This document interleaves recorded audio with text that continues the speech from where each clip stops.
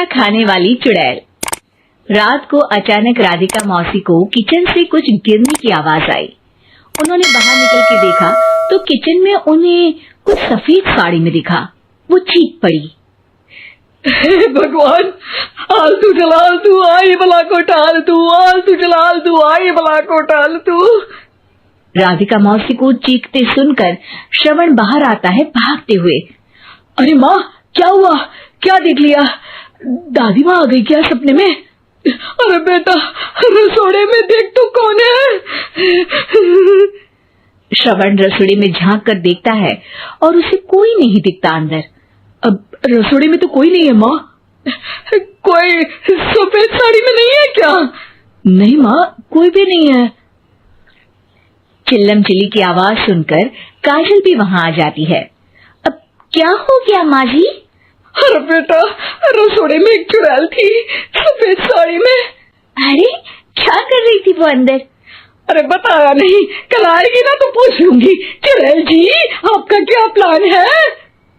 माँ जी, रात बहुत हो गई है, आपने कोई बुरा सपना देखा होगा, चलिए सो जाइए। राधिका मौसी सोने तो चली जाती है पर उनको रात भर नींद ही नहीं आती। वो कुछ भी उलझुल बातें सोचने लगती है। कहीं चुड़ैल की वजह से तो घर में टेंशन नहीं हो रहा, कहीं उसी की वजह से तो वो दादी नहीं बन पा रही।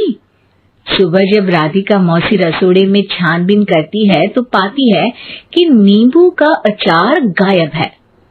चुड़ैल नींबू का अचार ले गई, मुझे तो ठीक नहीं लग रहा कुछ। चुड़ैल को भी पता है कि जिंदगी का असली मजा तो खट्टे में ही है। राधिका मौसी झट से श्रवण को फोन कर देती है। बेटा, मुझे समस्या समझ में आ गई है, हमें एक तांत्रिक की जरूरत है। अरे क्या बोल रही हो माँ, तांत्रिक की क्या जरूरत है? आप पूजा पाठ तो कर ही रही हो ना। आलतू जलालतू मंत्र सारे फालतू जैसे कुछ मंत्र पढ़ो, चली जाएगी अपने आप चुड़ैल। अरे नहीं बेटा, कभी चुड़ैल को कम नहीं समझते। अरे तुझे पता भी नहीं चलेगा कि कभी वो छल करके काजल की जगह घर की बहू खुद बन जाएगी। क्या माँ, कुछ भी बोल रही हो?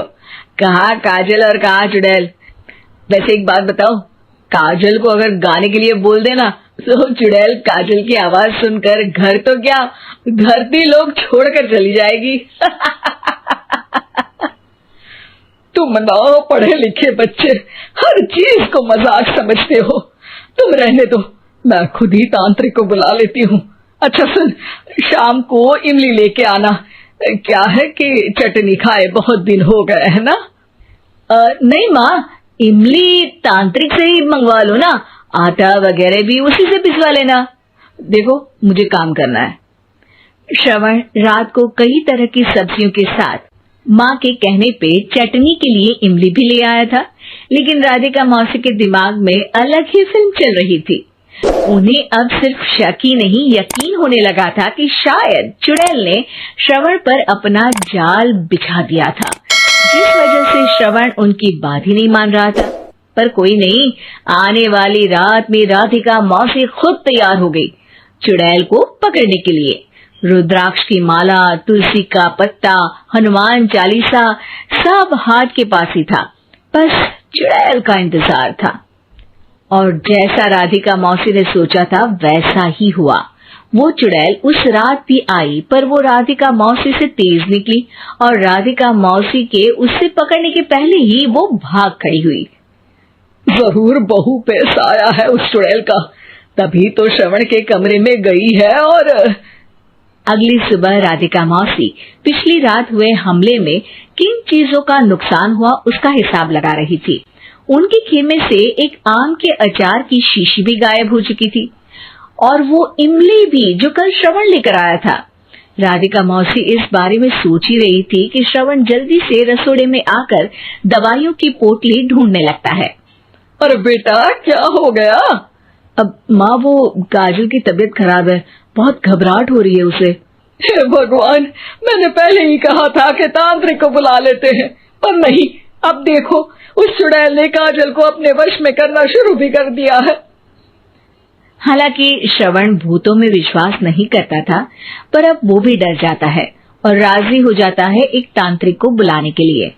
कुछ ही घंटों में तांत्रिक आ जाते हैं और राधिका मौसी तांत्रिक जी को सब बता देती है। घोर संकट, घनघोर संकट, चुड़ैल को मारू जोर चाकट, ओम भट स्वाहा खटखा के आहा। अरे ये क्या मंत्र है? मेरे खुद के ओरिजिनल मंत्र है, कल रात को ही लिखे हैं, अच्छे लगे तो दाद चाहूंगा। एक और मंत्र सुनो, अर्ज किया है आब्राकडाब्रा, दिल्ली बम्बई आगरा, चंदा मामा सोरले सुरन मामू जारा। ये मंत्र है? अरे कोई 40 वालीसा पढ़ो ना। वक्त कम है, 40 नहीं पड़ेंगे, 20-25 में काम चलाना पड़ेगा। अलग निरंजन जाके लंदन, मुफ्त का मंजान घिस मेरे नंदन। अरे जल्दी करो तांत्रिक जी, जल्दी करो। तांत्रिक अपने उल झलूल मंत्र पढ़ने लगता है। श्रवण को तांत्रिक पे शक होता है।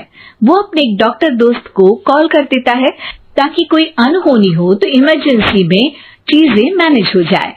तांत्रिक धुनी रमाता है जिसकी वजह से कमरे में काफी धुआं हो जाता है और जिसकी वजह से बहू की घबराहट बढ़ जाती है। अब भागेगी चुड़ैल। हाँ। बहू खांसते हुए धुएं से बचने के लिए बाहर चली जाती है। अरे भाग रही है, भाग रही है। पीछे पीछे श्रवण भी जाता है। बहू एक सोफे पर बैठ जाती है। तभी डॉक्टर दोस्त आ जाते हैं और श्रवण को पानी लाने के लिए कहते हैं। थोड़े चेकअप के बाद डॉक्टर कहते हैं, मेरे हिसाब से जाप का काम पूरा हो गया है। क्या मतलब? अरे कुछ भी नहीं माँ, कोई चुड़ैल नहीं है, खुशखबरी है, अब दादी बनने वाली है। मगर वो सब अचार के डब्बे। श्रवण दोनों अचार के डब्बे अपनी माँ को दिखाता है जो कि उनके बिस्तर के नीचे छुपे हुए थे। आपने सही बोला था माँ, वो चुड़ैल काजल ही थी जो खट्टा खा रही थी। हमें कल ही पता चला, पर हमने आपको ये तांत्रिक वाला काम करने दिया ताकि आपको भरोसा हो जाए कि भूत वगैरह कुछ होता ही नहीं। अच्छा अच्छा, ये तो बड़ी खुशी की बात है, पर बेटा मुझे एक झाड़ू तो ला दे। क्यों माँ? ये तांत्रिक का भूत उतारती हूँ मैं। अब तांत्रिक राधा मौसी के डर से घर से भाग निकलता है और राधा मौसी उसके पीछे भागती है। अरे संकट ये घनघोर है, तांत्रिक मुआ चोर है।